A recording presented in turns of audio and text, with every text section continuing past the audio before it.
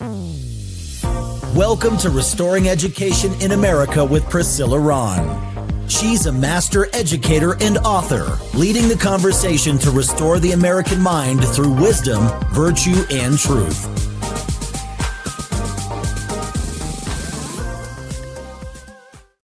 Well, hello, everybody. Welcome to Restoring Education in America. I'm your host, Priscilla Rahn, and I'm so grateful that you've decided to join this very important conversation today. I just wanted to remind you that it is school choice time. Parents are looking for great options for their children, and I wanted to share with you that I am opening a new private classical Christian school in the Centennial, Colorado area. It's called Excalibur Classical Academy, and our mission and vision is restoring America's heritage by developing servant leaders who are keepers and defenders of the principles of freedom for which our founding fathers pledged their lives, fortunes, and sacred honor. And when I think about our founding fathers, I think about what a great year this is, 2026, America's 250th birthday. We have so much to celebrate, but we have so much to be thinking about too. And one of those things is school safety and public safety. And I know parents are really cautious and very diligent in paying attention to what's going on in our schools. And that is why I'm so excited to bring my next guest to the stage, Mr. D.A. Michael Allen. Hi, Michael. Hey, Priscilla. Thanks for having me. It's great to have this conversation with you because not only are you an amazing DA, but you are running for Attorney General. But before we get into the conversation, I'm going to share a little bit of your bio with our listeners. So Michael Allen is the elected district attorney for Colorado's 4th Judicial District, serving El Paso and Teller counties, including Colorado Springs.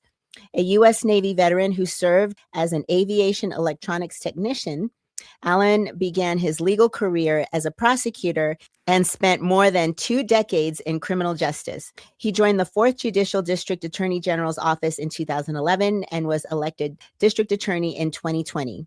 During his tenure, Allen has focused on prosecuting violent crime, drug trafficking, and repeat offenders, and has created specialized units targeting organized crime and motor vehicle theft. His office has handled several high-profile cases, including the prosecution of the Club Q mass shooting. Allen has emphasized victim advocacy, domestic violence enforcement, and the use of data and community outreach to increase transparency. Now a candidate for Colorado Attorney General, Allen is campaigning on a platform centered on public safety, law enforcement support, and restoring accountability in the criminal justice system statewide. But your number one job is husband and dad. And I always like to emphasize this. Yes, absolutely. That's been my number one job and my most fun job too. And you have the most amazing wife. Every time I see you, she's right there by your side with smiles and just lovely and so easy to talk to. And we don't always see that. It's a lot of times when someone's running for public office, the candidate is front and center and the spouse is kind of like, I don't need to be in the spotlight. But she just blends right in and is so comfortable. And that is really a great asset for you. And tell us how your boys are doing. Yeah, well, first on my wife, she's just been such a treasure for me. We've been married 31 years, going on 32 years. So amazing that I've been able to keep a hold of her for this long. She's just an amazing person. And, all the stuff that we've done over our time together has just been an amazing life that we've developed together. Our sons are doing great things too. Our oldest is a history buff. He really loves early American history, was a teacher for a while, and then actually got fed up with the public school system. So left education and is now in grad school wanting to work in museums and be a museum curator, maybe a Smithsonian or something like that. And then our youngest is actually serving in the United States Navy right now and actually just got home from deployment. So we're really blessed to have him home and safe. Well, you guys don't even look old enough to have these grown children doing these very, very grown things. So good for you that you've been able to stay preserved. I think it's all this Colorado sunshine and clean air and fresh water. Yeah. Yeah, well, we've met and known each other for the last few years, and Yeah. I've been involved a little bit in party politics, and you've been so supportive every time I've, run for an office or tried to do something with the party. And it's always great to see you because you are an active DA, and it's amazing because I live in Douglas County and you're in El Paso, and I see you everywhere. And so it's really amazing. And it speaks a lot to the kind of person that you are interested in what's going on outside of your neck of the woods. Well, thank you. Yeah. And so, I'm opening this new school, and Yeah. as a headmaster, public safety and school safety is really critical to me. I also serve on the Denver Police Chiefs Community Advisory Board, and Yeah. we talk every other month about what's going on in Denver and like the difference between your district and Denver. There's a lot of difference. Well, where you live too, Douglas County is a big difference between Denver, and it's right next door. Yeah, and we love our Sheriff Weekly, Darren and Weekly is an amazing sheriff. Love him. yes, we're so fortunate, and we have a new DA, Brockler. He's like the new old DA. Right. He's been around for a long time, but now he's the DA of a brand new district. He's amazing too. Yeah, so we're kind of spoiled in the 23rd and in Douglas County. But let's talk about your career. First of all, thank you for your service in the military. I'm an Army brat. I won't hold that against you. No, I won't hold it against you. One thing I want to say too, real quick, you mentioned all the party stuff that we see each other at, with the Republican Party and conservative politics and school choice. We need more people that are as friendly and have such a welcoming smile as you in the party. If we had that, I think we'd be in a lot better shape than we have been. So I've always just cherished having you around and supporting you for all the different things that you're doing. And this new school thing is one of those things. It's amazing. Thank you. And check is in the mail. All right. Check is in the mail for that. Appreciate that. Unsolicited. So I always love the unsolicited, but thank you. I appreciate that. And I think about all the people that I've respected in politics and in our government. And I'm like, I try really hard to emulate the people that I look up to. And so it's not always easy, but we're trying. So let's get into the things that you are really good at. And it's talking about safety and the things that you're saying. I know we could talk a lot about drugs and fentanyl in our state. What are some of the things that you're seeing in our youth? You probably don't see a lot of minor situations, but I'm sure I don't know. We actually do. Yeah. You can tell me. Okay. Yeah. Tell me about some of the things you're seeing in minors. Well, I think when we talk about kids and the criminal justice system, I always start with foundational things first. And you look at the deterioration of the family unit and the prevalence now of having single parents raising kids because the parents have split up and what have you. And when you take away that nuclear family unit, it really leads to some bad things, and you see that extending even into adulthood. So some of our worst violent criminals come from broken homes. That doesn't mean that everybody that comes from a broken home is going to end up in a bad spot like that.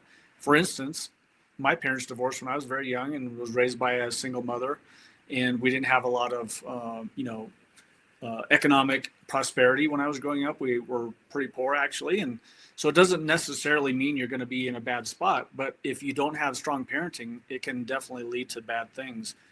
And then you couple that lack of foundation with what's happened in our criminal justice system and our prevalence of drugs.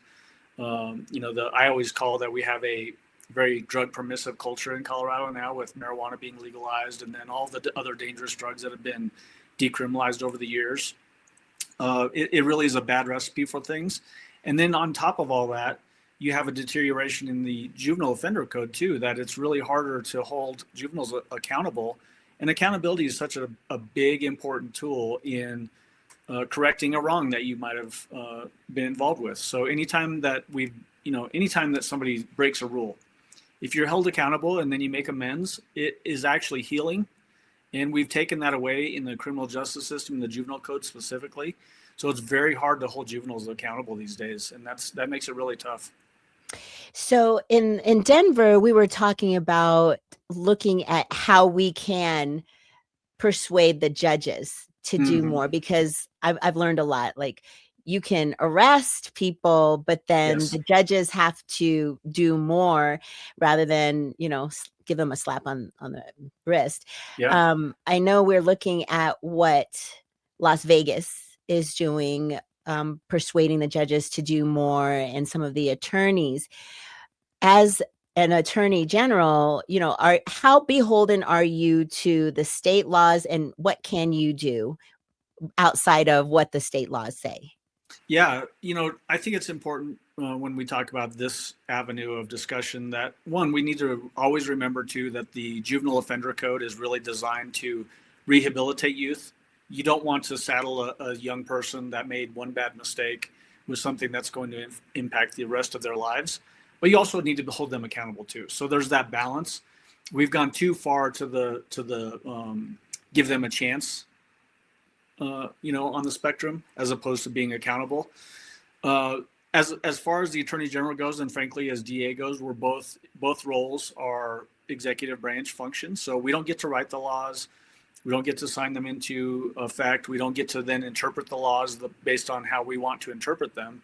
We are really, when we take an oath as DA or as Attorney General, you take an oath to uphold the U.S. Constitution, the Colorado Constitution, and the laws that are passed in Colorado. And then it's up to the judges to really interpret those things. And so it really comes down to that, influencing the judge through advocacy and making sure that they know. But there's a big piece missing too, and that is the public's ability to have a say in what's happening with the judges. And that's where I think we're struggling the most as a society, is that most people, when they get the ballots on retention of judges, they have no idea, other than seeing a name on a page with no context. They have no idea if that's a good judge or not. And we need to really get better and get better information to the voters so that they can actually make an informed vote when it comes to retention of these folks.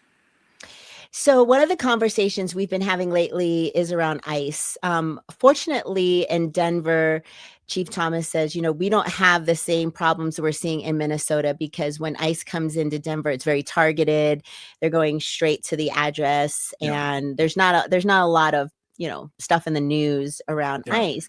This is a very sensitive topic in our state and across the nation, because everybody I talk to says, yes, we want to have safety in the streets. We want to make sure that the people that are here, if they have a warrant, that they go through the process and they're deported. And people need to know there is a process. I mean, even if you're here illegally, you do have a process that you go through. But educate me on, from a statewide standpoint, what is that relationship like with the federal government and the state? Yeah, well, one of the things that I'm really happy about with my role as district attorney is that I actually get to work with lots of agencies, whether it's very small agencies like Green Mountain Falls Marshal's Office that has 3 employees, all the way up to FBI, ATF, DEA, and DHS and ICE. So we work with all those folks on a daily basis in my office.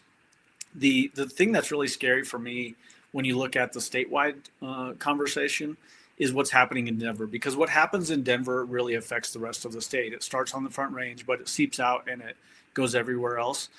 And you've got the mayor of Denver saying some really outlandish things, that he wants his police department, the Denver Police Department, to arrest ICE officers if they think that they've broken a law. Well, all that's going to do is lead to conflict between uniform law enforcement agencies and if you follow that logically down, you could end up in a shooting between 2 different police agencies. That is not the way to be in leadership. It's not the way to guide a city. And it's certainly not a way to communicate on an issue that's very important to this city and to this state and to the entire country.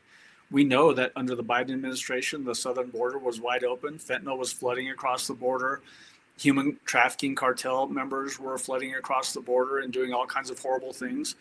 And so let's talk about this stuff in an honest way. If somebody is here and they are a criminal, then they should be dealt with as a criminal should be dealt with. And there's a due process, just like you mentioned. And let's start getting the bad actors out of the country. And that doesn't mean that every person with different colored skin gets rounded up. That's not what anybody's talking about. We're talking about being very focused and deliberate in how do we enforce the laws of this country and in this state, and do the smart things that we need to do to make sure that Coloradans are able to live in a safe community. Yeah, that's really key. The safety. We had the Denver Police Foundation gala, Mm-hmm. and it was beautiful to see all these people come together to raise money for Yeah. the police officers, for equipment, for families. But they would show these videos of the honorees and the things that they did in the community that we never hear about and That's never right. see, and all the busts that they make and how they put their lives in jeopardy every single day.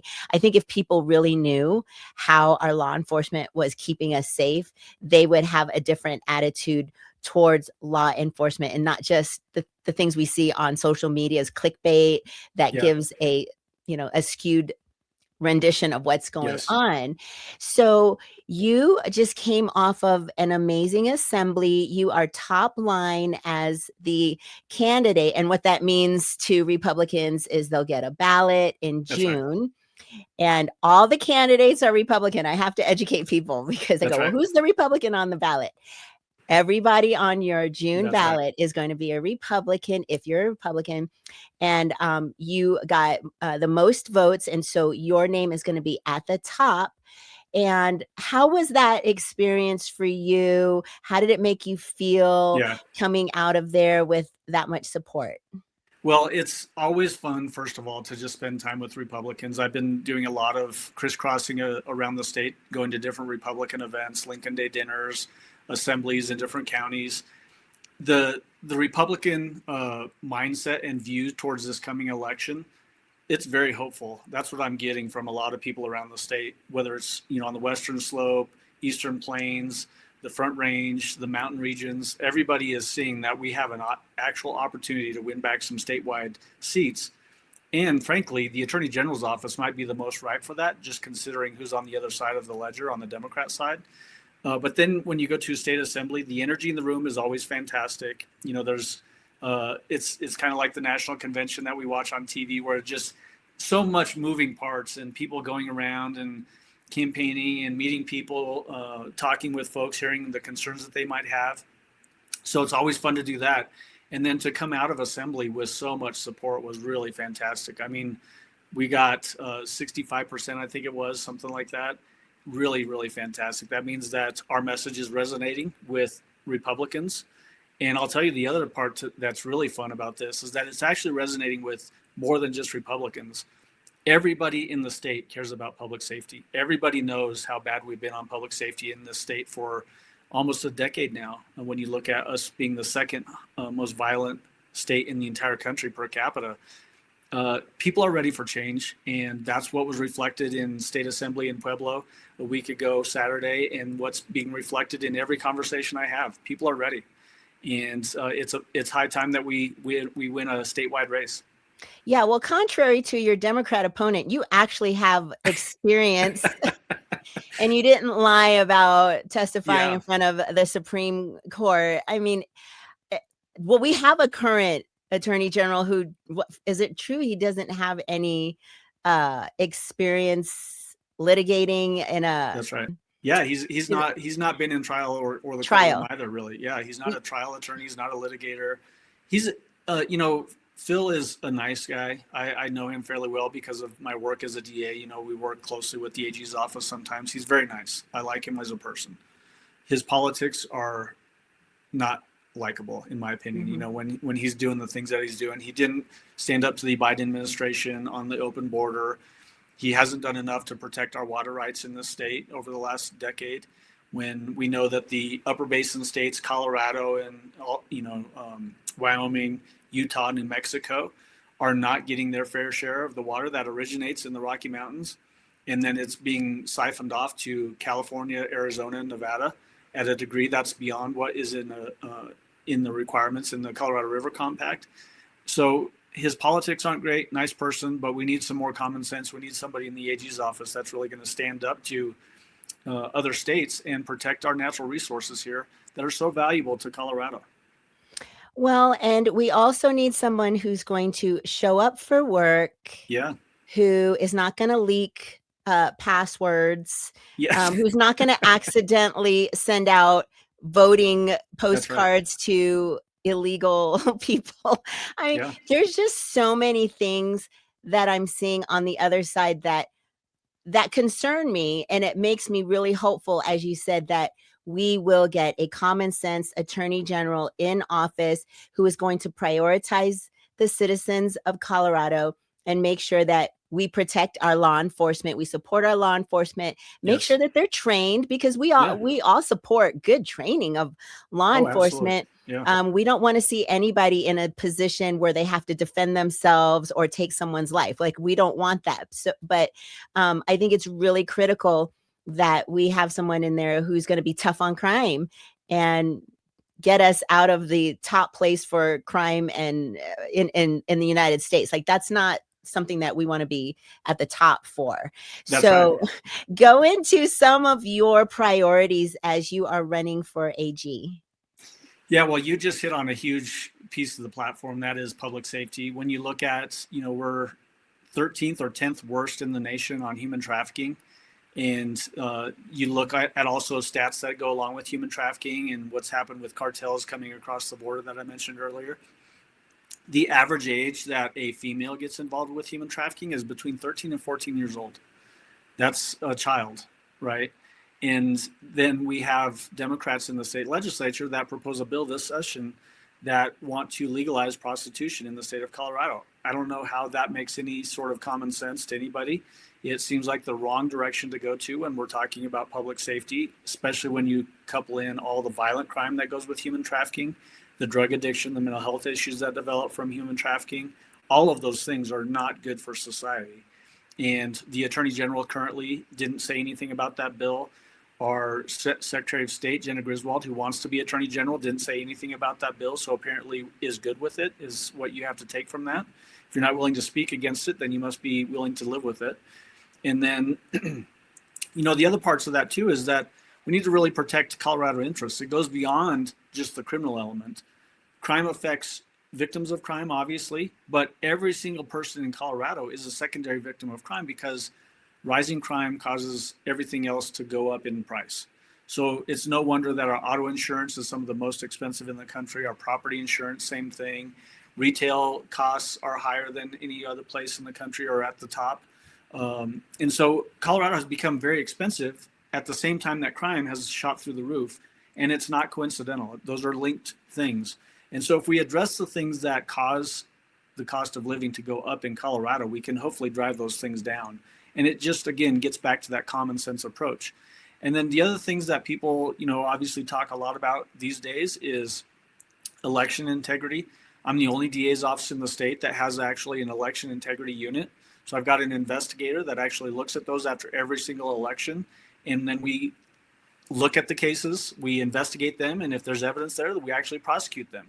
I actually just prosecuted 2 people that were involved with petition signature gathering in a recent election, and they forged hundreds of signatures. And so we got them convicted of both felonies and misdemeanors, and they're out-of-state actors. One was from Ohio and one was from Florida, and we actually extradited them back to Colorado because that's how serious we take election integrity here. If you're going to play games with our elections, we're going to prosecute you. And I've been doing that as DA. The other stuff too that's important, sex offenders, we've been really tough on that. We actually just prosecuted a public defender for engaging in sexual intercourse with a young girl that he met online. And he's going to be spending a long time in prison, potentially up to the rest of his life, thanks to the hard work that we've done on those fronts. And then cartel activity, we've gotten the longest prison sentences on fentanyl death distribution cases. So somebody that deals fentanyl and kills somebody with it, we've gotten the longest prison sentences in Colorado on those types of cases. So it's all of those common sense approaches, right? It's somebody does something bad, let's hold them accountable. That's the common sense thing. And that is going to be better for the state in the long run. See, this is exactly what we need. This is exactly like I can sleep at night knowing that criminals will be chased and taken off the streets, and we're not going to just let them out several times, like steal cars. What, 4 times is what Phil Weiser said? Still 3 or 4 cars before you spend the night in jail. I was out in Denver one time canvassing for a candidate, and I knocked on this lady's door. It was early in the morning. It was like 9 a.m. And she was really distraught. She said, my car, I can't go to work this morning because my car was just stolen right outside of my Yeah. house store. Yeah. And I'm thinking, do people understand these are working class people in Denver who Exactly. can't get to work because of stuff like this? And you're going to let people off, Yeah. because you don't think. And there was one, I think the bill said if the value of your car was less than a certain amount, Less than it was less. $2,000. Yeah. Those are the people that need help. Those are the people that need the most. help the most. The poor people that only have one car and they rely on it to get the kids to school, to go to work, to go buy groceries. And then that car gets stolen. That family is left high and dry with no recourse and no accountability for the offender too. So as someone who's opening a private school, I've been in public education 32 years. Yeah. I'm transitioning to private. We have all kinds of safety protocols that I am so excited about. Yeah.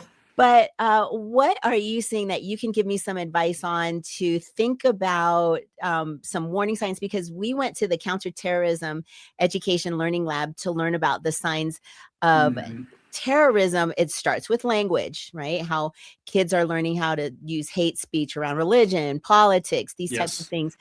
Is there anything else that you would say, hey, these are some warning signs in the youth arena? I would say really something that is so important, and you're hitting on it already. So I know you're already on it, and you do such a fantastic job that I know you're going to hit on all these things anyhow. But any red flag needs to be taken very seriously. It's the red flags that people have seen, and then they don't act on it, and then that's what leads to really bad things. And we've seen that in so many different avenues. The Aurora Theater shooting, there were people that were seeing red flags, and they just didn't act on it until it was too late. Right? He'd already killed a bunch of people before the people realized, hey, I should have done something about this. So any red flag that you're seeing, if it's language that is bordering on hate speech or bullying, any of that sort of stuff. Family life is a big factor too, obviously. If a kid is coming from a really difficult family background, they potentially are going to be more prone to acting in a way that is not going to be towards public safety minded school administrators. So really just looking at every red flag and take it seriously, and then invest in the kid, because that's really what we're talking about too. Is it doesn't mean investing in kids doesn't mean spending a lot of government money on every kid. What it means is investing time, treasure, and talent on these kids so that they can come out better on the back end of their education system, right? And that's what I love about you, Priscilla, is that you exude all of those things and your love for wanting to give these kids the future that they deserve. And it's up to us to give it to them. Well, that is a great way to end our segment. But before we go, tell people where they can find you and follow you and support you. Well, all over social media, you can find me on Facebook, Instagram, X, or formerly Twitter, all the different ones, LinkedIn. And then you can also find me on my webpage, which is michaelallen4colorado.com, and the 4 is FOR. So michaelallen4colorado.com. Thanks for spelling it out. The teacher in me is grateful that you spelled out the 4. Yeah. Very academic, very cranial. Yes. Well, thank you so much for your time. Please say hello again to your lovely wife, and congratulations on all the success of your boys and for what you're doing every day to keep Coloradans safe. And we will see you around the campaign trail and debates and all that good stuff. Yes. And so to my listeners, thanks for tuning in. Catch me next time. And remember, educating the mind without the heart is no education. So seek wisdom, cultivate virtue, and speak truth. Thanks for tuning in to Restoring Education in America with Priscilla Rahn. Visit PriscillaRahn.com to connect or learn how you can sponsor future episodes to keep this message of faith, freedom, and education on the air.